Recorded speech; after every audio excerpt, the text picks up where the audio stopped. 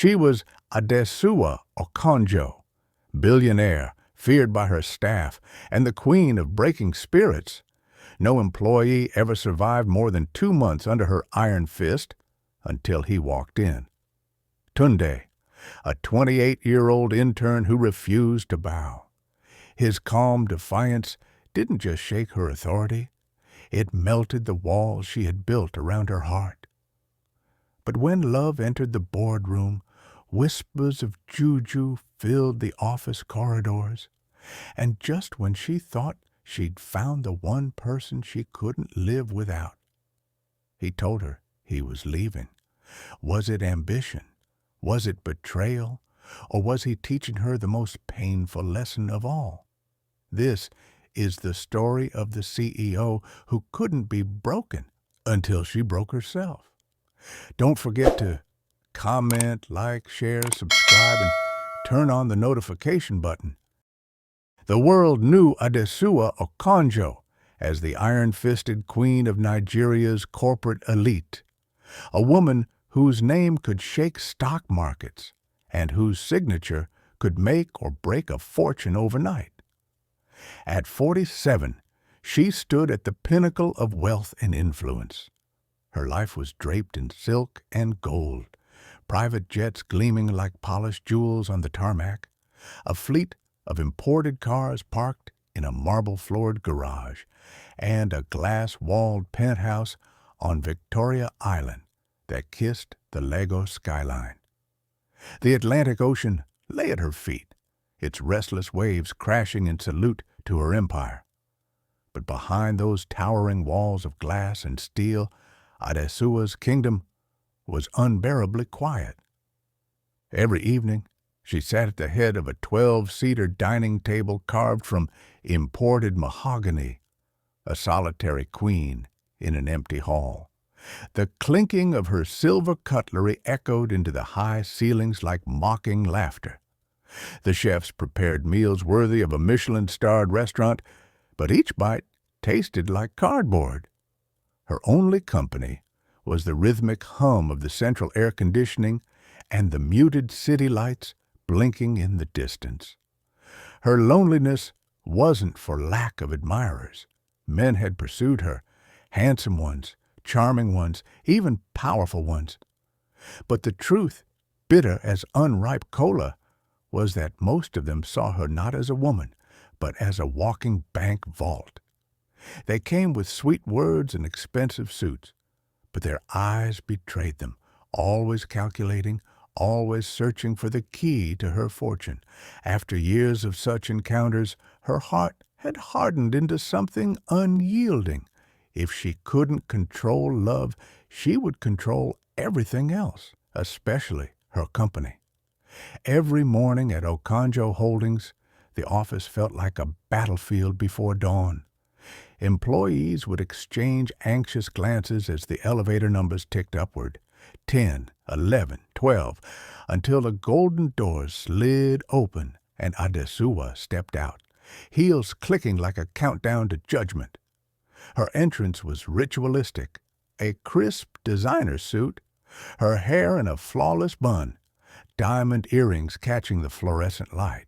In one hand, her crocodile leather handbag, in the other, a slim folder with the day's schedule, though she rarely needed it. Her mind was sharper than any spreadsheet. The moment she crossed the reception area, the storm began. Why is this report on my desk without the supporting figures? She snapped at an accountant, her voice slicing through the air like a blade. Who approved this presentation format? It looks like a child's school project. She barked at a marketing associate who had dared to experiment with the company template. A single, misplaced file could unleash a tirade that echoed across floors. A late report could lead to public humiliation in the conference room. She had no patience for explanations, only results. The HR manager, Ngozi, had stopped trying to keep track of new hires until they passed what staff had nicknamed the 2-month curse. Most didn't. Fresh employees arrived bright-eyed and hopeful, only to leave weeks later with slumped shoulders and resignation letters clutched like white flags. Adesuwa wasn't unaware of her reputation. In fact, she wore it like armor. The fear she inspired kept her empire running efficiently, or so she told herself. But beneath the surface, it wasn't just about discipline or excellence. It was about power. Control was the only thing that had never betrayed her. Men had lied. Friends had disappeared when fortunes shifted. Even family had once tried to trick her into signing away part of her inheritance. But the company, her company, had never abandoned her. So she clung to it, molding it into a reflection of herself, precise, unyielding, untouchable, and yet there were cracks. One Thursday evening, she returned to her penthouse after a grueling day of tearing apart a quarterly report in front of the entire executive team. The Lagos skyline glittered outside her window, but she barely noticed. Dropping her handbag on the couch, she kicked off her heels and poured herself a glass of wine. She sat by the window, swirling the deep red liquid, watching as couples strolled along the beach below, laughing in the fading light. In the reflection on the glass, she caught sight of herself, poised, polished, and utterly alone. A flicker of memory crossed her mind. A younger Adesuwa in her 20s, sitting in a modest apartment with a man she thought she'd marry. They had made plans over bowls of steaming jollof rice, promising to conquer the world together. But when her father's death left her a sizable inheritance, everything changed. The man she loved became greedy, manipulative. By the time she uncovered his schemes to drain her accounts, the betrayal had scorched her heart. It wasn't the last time. Each failed relationship added another brick to the wall she built around herself. Now, those walls were so high that even she sometimes felt trapped inside. The next morning was no different. By 8 a.m., she was in the office, scanning emails and firing off directives. "Ngozi," she called without looking up. "Yes, Ma?" the HR manager responded, appearing at the door with her usual cautious expression. "This new procurement officer, Uche, he's been here for a week, and I've yet to see a progress report. If I don't get one by noon, tell him to clear his desk." Ngozi hesitated for a moment, as though wanting to say something, but thought better of it. She simply nodded and left. Adesuwa's day was a carousel of meetings, approvals, and reprimands. The more she pushed, the more withdrawn her employees became. Fear kept them moving, but it also kept them silent. No one dared to suggest new ideas anymore. Creativity had been suffocated under the weight of her control. That weekend, she attended a high-profile charity gala at the Echo Convention Center. Her entrance, as always, was a spectacle. An emerald gown that hugged her figure, a diamond necklace that caught every flash of the photographer's cameras. People greeted her with deference, offering flattery she barely acknowledged. She smiled for the pictures, made polite conversation with governors' wives and oil magnates, but inside she felt a familiar hollowness. Everyone in the room seemed to be with someone, partners, lovers, companions. She drifted from table to table, each interaction as superficial as the last, until she excused herself early. Back in her penthouse, she sat at the dining table with a bowl of untouched pepper soup, her phone lighting up with messages she had no desire to answer. On Monday morning, she arrived at the office to find yet another resignation letter on her desk. This one from the head of PR, a man who had lasted only 6 weeks. The note was polite but distant. "Thank you for the opportunity. I have decided to pursue other interests." She tore the letter in half and dropped it in the bin, her jaw tight.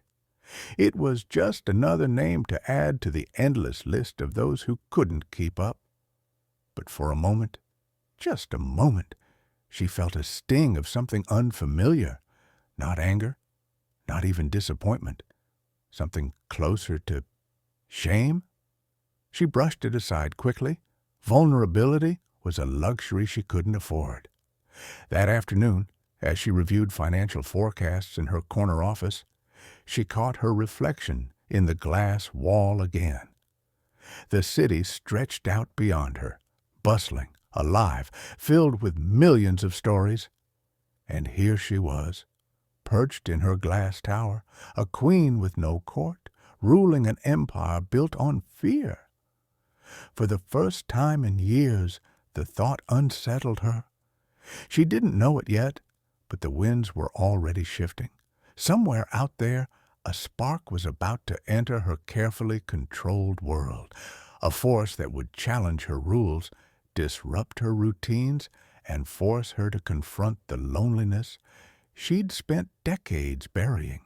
But for now, Adesuwa Okonjo remained exactly as she had been for years, untouchable, unyielding, and alone. When Tunde Bamidele walked into Okonjo Holdings on his first day, the HR manager, Ngozi, felt a pang of pity. She had seen the pattern too many times. Bright-eyed recruits entering the lion's den with enthusiasm, only to leave broken and drained in a matter of weeks. She leaned toward him as she handed him his access card. "Just keep your head down and do as she says," she whispered, her tone carrying the weight of a warning. Tunde's lips curved into an easy smile. "Ma," he said, his voice steady, "respect is mutual. I will do my work, and I'll do it well." Ngozi almost chuckled at his optimism. They all say that. But there was something in the way he spoke, measured, calm, that made her pause. Adesuwa noticed him almost immediately, not because he was particularly handsome, though his tall, lean frame and warm brown skin did draw the eye, but because he did something almost no one else in the company dared to do. He looked her directly in the eye when she spoke. No flicker of fear, no nervous glance to the floor. Just calm, steady attention, as if he were listening to her words and not her reputation. On his third day, she found a reason to test him. A market analysis report had landed on her desk from his department, his name at the bottom. She skimmed through it and spotted two minor inconsistencies in data formatting. It wasn't catastrophic, but she decided to make an example out of him. In the open office, where every ear could hear and every head dared not lift, she called his name. "Mr. Bamidele, is this what passes for research in your mind? You think I pay salaries for kindergarten work?" Her voice cut through the hum of computers and the soft tapping of keyboards. Tunde rose from his seat, walked over to her desk, and stood with his hands calmly behind his back. "Thank you for pointing out the error, Ma," he said in a tone so even it almost disarmed her. "I'll improve it before the end of the day." No trembling hands, no mumbled apologies, no defensive explanations, just composure. Adesuwa narrowed her eyes, watching him return to his desk without a trace of embarrassment. Something about his reaction gnawed at her. Most people wilted under her public criticisms. He seemed untouched. Over the next week, she tried again. She gave him a near-impossible deadline, 48 hours to compile a competitor analysis that normally took senior staff at least 5 days. He delivered it in 36.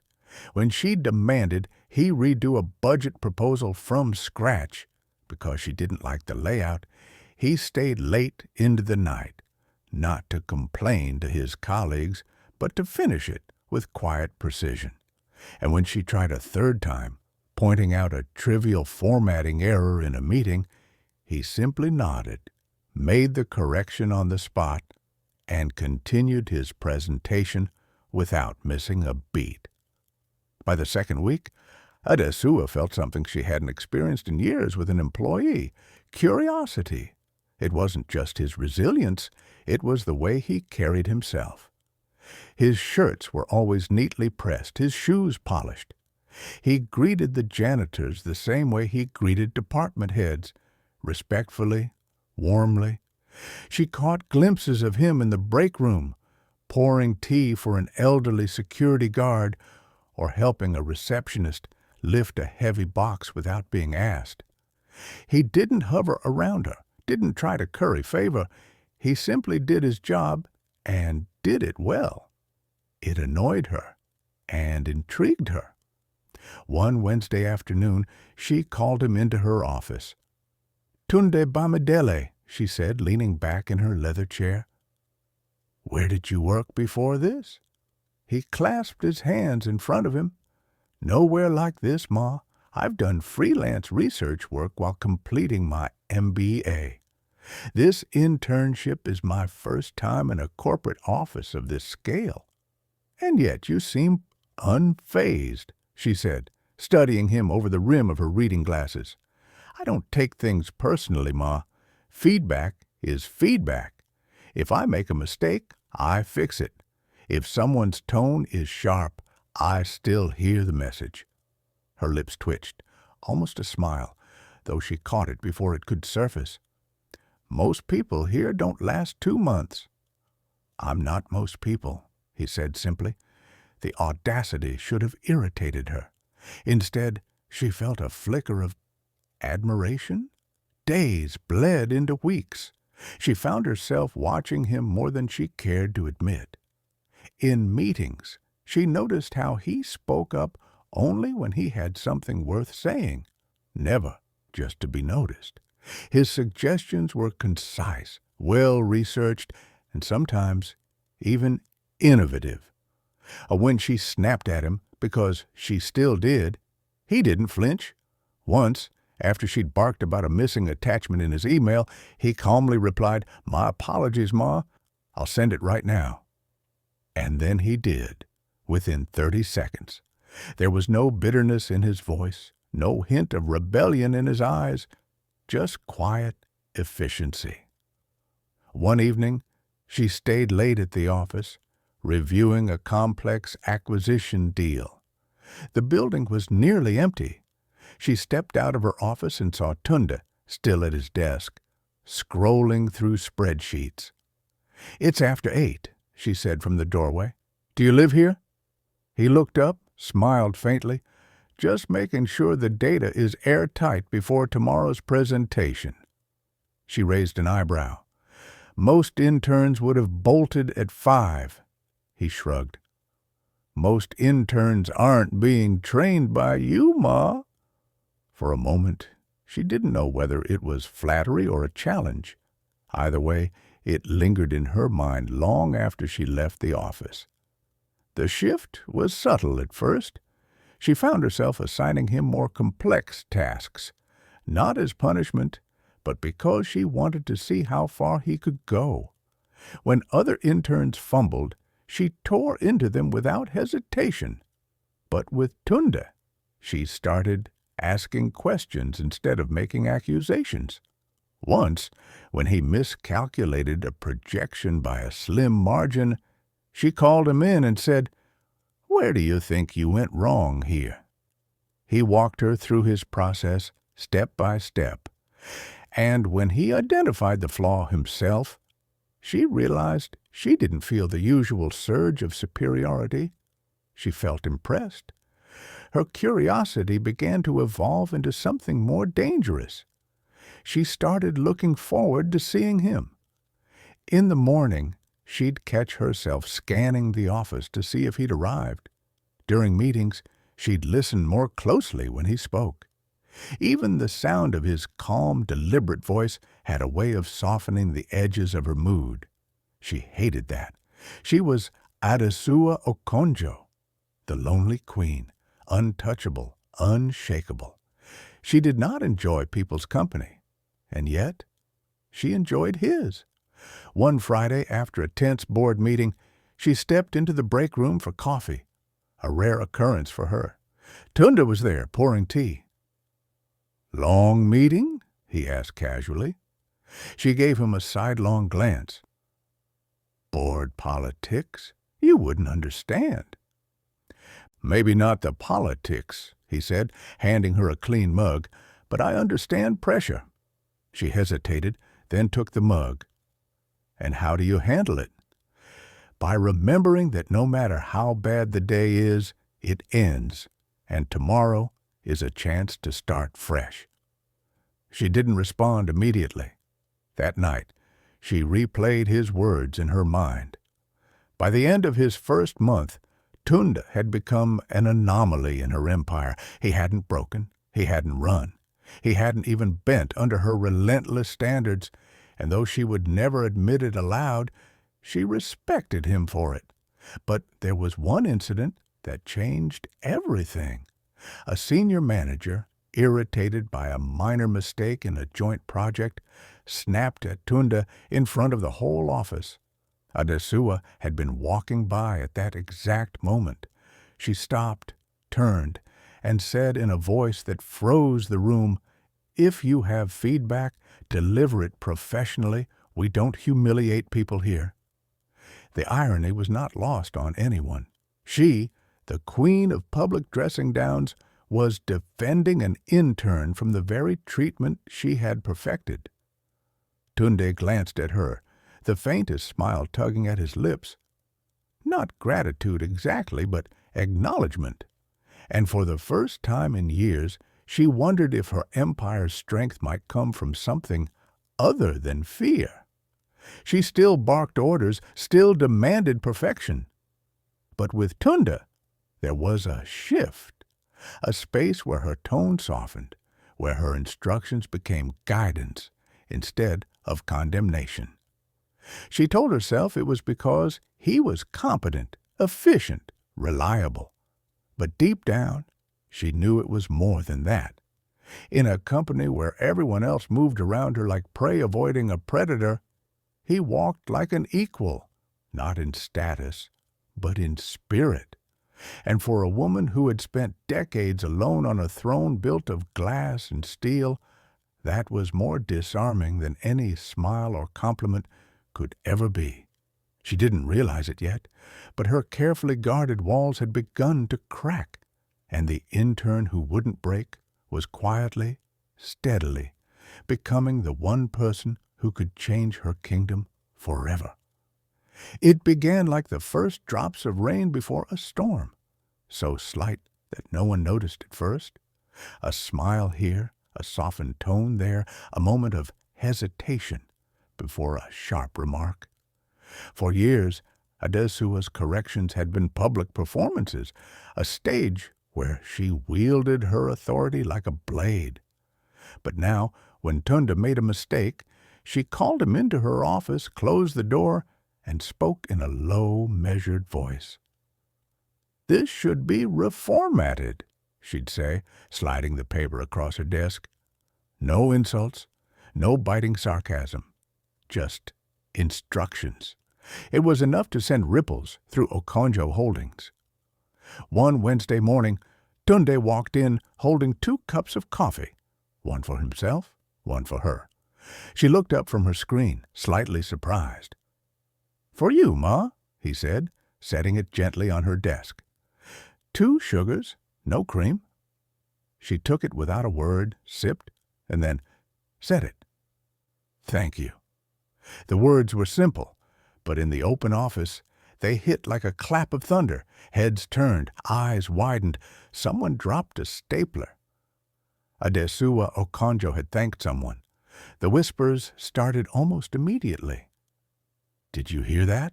a junior accountant murmured. "She said thank you." "I'm telling you," another whispered, leaning closer. "The guy's using juju." How else would Madam soften like that? By lunchtime, the rumor had mutated into wild theories. Some claimed Tunde had secretly saved her life. Others insisted they were secretly dating. Even Ngozi, who prided herself on being unshakable, raised an eyebrow when she noticed something even stranger. Adesuwa had approved 3 of Tunde's proposals in a row without tearing them apart line by line.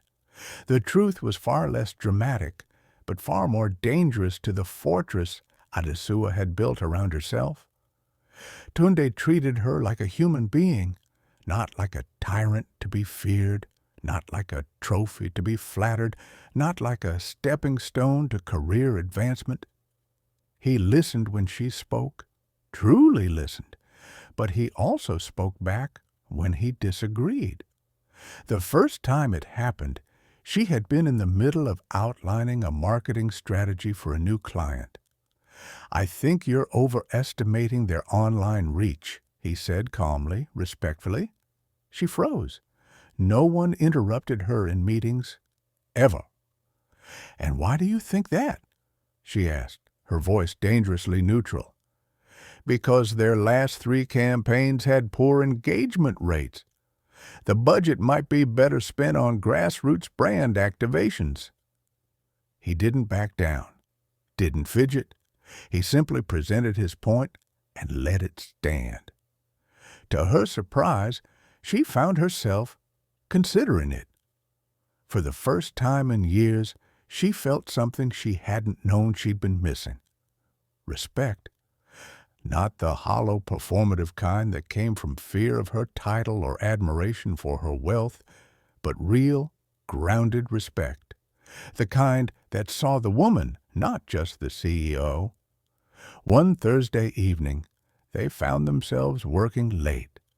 The office was quiet, the glow of desk lamps casting warm circles of light in the otherwise dark space. Adesuwa had ordered jollof rice and grilled fish from a nearby restaurant, and instead of eating alone in her office, she brought it to the conference table where Tunde was working. "Eat," she said simply, sliding a plate toward him. They ate in companionable silence for a few minutes before she spoke again. "Tunde, people think I'm a monster." He looked up from his plate, studying her face. "Do you believe that?" She hesitated.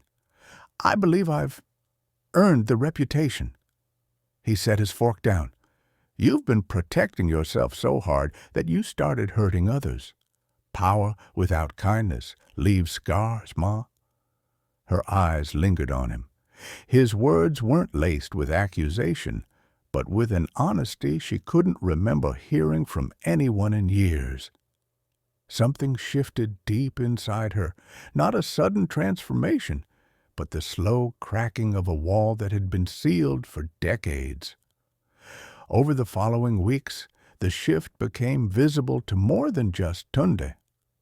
She began greeting her staff in the morning, not with warmth exactly, but with acknowledgement. A nod, a "good morning," that didn't sound like a prelude to criticism. In meetings, she started asking questions instead of barking commands. When someone made an error, she gave them a chance to explain before making a decision. And perhaps, most shockingly, she began giving credit publicly. When a presentation for a high-profile client went particularly well, she said at the closing, "Tunde's research was instrumental to this. Well done." There was a beat of stunned silence before the polite applause started, but it wasn't just the office that felt the change. Her personal life began to shift in small, unexpected ways. One Saturday afternoon, she found herself at a small art gallery in Ikoyi. Normally, she would have attended such an event alone or skipped it entirely, but when Tunde mentioned he was going, she decided to drop by. They wandered through the halls, stopping at a painting of a storm over the Lagos Lagoon. "It's chaotic," she said, tilting her head. "It's alive," he replied. "Chaos is just energy we don't understand yet." She smiled faintly. Chaos is just energy. She tucked the thought away for later. Back at the office, her interactions with Tunde became a quiet rhythm she didn't want to disrupt. She found herself seeking his opinion, not only on work-related matters, but on broader decisions. "Do you think we should expand into Abuja next year?" she asked one morning. He didn't answer immediately. "I think you should visit first, talk to the small business owners there, understand their market, then decide." No one else in her company would have dared to suggest she learn before acting, yet she found the suggestion refreshing. Of course, the whispers never stopped. In the break room, "She's laughing. I swear I heard her laugh yesterday." "With him?" "Who else?" In the elevator, "She hasn't fired anyone in 3 weeks. That's not normal." Ngozi, ever observant, finally confronted her in private. "Madam, you've changed," she said, arms crossed but her voice curious rather than critical. Adesuwa gave a small shrug. "Or maybe I'm just remembering how to be human." One rainy evening, the two of them were the last to leave. The sound of heavy downpour filled the glass corridors, and Adesuwa found herself reluctant to end the day. "Do you need a ride?" she asked as they reached the lobby. "I'll be fine, Ma," he replied, glancing at the rain. "Nonsense, it's late, and the roads are a mess." They drove in silence for a while, the rhythmic patter of rain on the roof strangely soothing. At a red light, she glanced at him. "You know," she said softly, "I used to think kindness was weakness. And now? Now, I think it's the only power that lasts." In the weeks that followed, her transformation, though subtle, was undeniable. She still demanded excellence, but she began offering guidance instead of only punishment. She still valued control, but she no longer saw every suggestion as a threat. And though she would never admit it to the staff, Tunde had become a kind of anchor, a steady presence in a world that had always felt hostile and unpredictable. She had not let her guard down completely. There were still moments when her old instincts flared, when a careless mistake made her voice sharpen and her temper spark. But now the fire burned shorter, and she found herself cooling faster. Sometimes, when she caught Tunde's calm, unwavering gaze across a meeting table, she wondered if this was what trust felt like. What she didn't realize, what she couldn't realize, was that this softening, this quiet dismantling of her walls was more than just a personal change. It was the beginning of a shift that would ripple through her company, her relationships, and her life in ways she could not yet imagine. For now, it was enough that when she walked into the office, the air no longer felt tense with fear. Enough that, for the first time in years, she could sit across from someone, speak her mind, and feel heard, not as the CEO, not as the lonely queen, but simply as Adesuwa. And all it had taken was one intern who wouldn't break. The change in Adesuwa Okonjo was no longer just a matter of boardroom etiquette or the occasional polite smile in the hallway. It had seeped into the marrow of her personal life. Somewhere between those late-night project reviews and the quiet dinners in her private penthouse office, an invisible line had been crossed. At first, it was subtle, too subtle for the untrained eye. They would linger a little too long over coffee after everyone else had left for the day. She would sometimes touch his arm lightly when making a point, something she never did with anyone else. And Tunde, with his calm, grounded presence, never flinched under her gaze. The moments kept stacking up like dominoes, waiting for the inevitable fall. It happened on a Friday evening when the rain was hammering against the city like an impatient drummer. They were working late, preparing a crucial presentation for a group of foreign investors who were flying in the next morning. The floor-to-ceiling glass windows of her penthouse office were streaked with raindrops, blurring the neon lights of Lagos into an impressionist painting. They sat side by side at the long glass conference table, laptops glowing in the dim light. At some point, Adesuwa looked up from her screen. Her eyes lingered on him far longer than she intended. There was something about the way he frowned slightly when concentrating, the way his fingers moved across the keyboard. Confident, precise. "Tunde," she said softly, almost testing the way his name felt in her mouth at that tone. He looked up, his expression curious but unguarded. "You're different from anyone I've ever met," she murmured. For a heartbeat, he didn't speak. Then his lips curved into a faint smile, and he said, "Maybe you've just never let anyone see the real you." Those words hit her harder than any flattery. In that moment, something fragile and dangerous broke loose inside her. She didn't stop herself when she leaned in, and he didn't stop her when the gap between them disappeared. It wasn't a wild, desperate fling full of shouting matches and stolen weekends. It was quieter, slower, deeper, the kind of connection that wrapped around you like a warm blanket and made you forget the cold outside. She started leaving the office later, not because of work, but because the last few hours of the day belonged to them. Sometimes they'd talk about nothing: movies, food, childhood memories. Other times they'd debate about leadership, life, and how power changes people. And in those conversations, Adesuwa found herself saying things she hadn't admitted to anyone. About the crushing loneliness of her mansion, about the nights she drank wine alone, scrolling through old photos of herself before the money, before the bitterness. He didn't pity her. He didn't try to fix her. He simply listened. It was intoxicating, being seen not as Madame Okonjo, the billionaire CEO, but as a woman. Her personal changes soon spilled into the office. She no longer barked orders across the open floor. She walked over to desks, speaking softly. She praised good work openly, not reluctantly.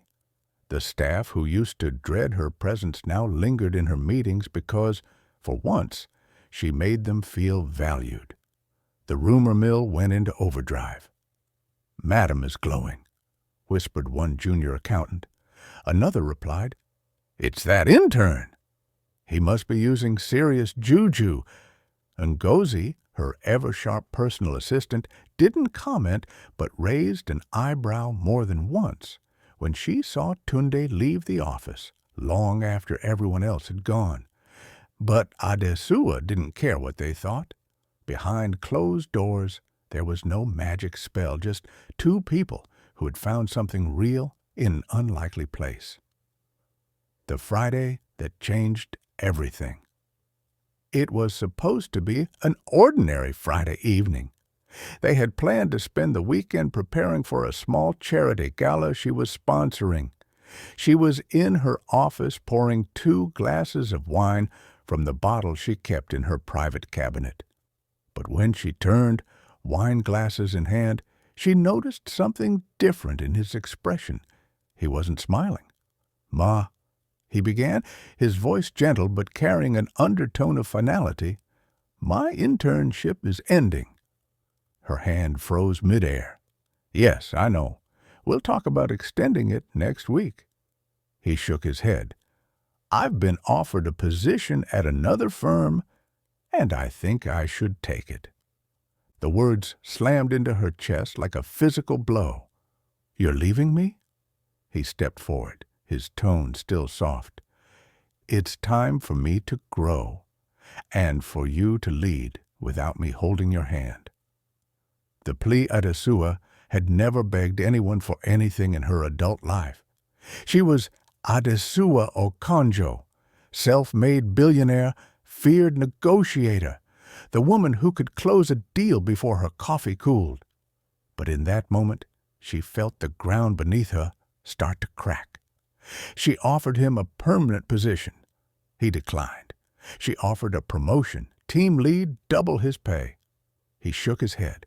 Finally, in a moment of desperation, she offered him a blank check.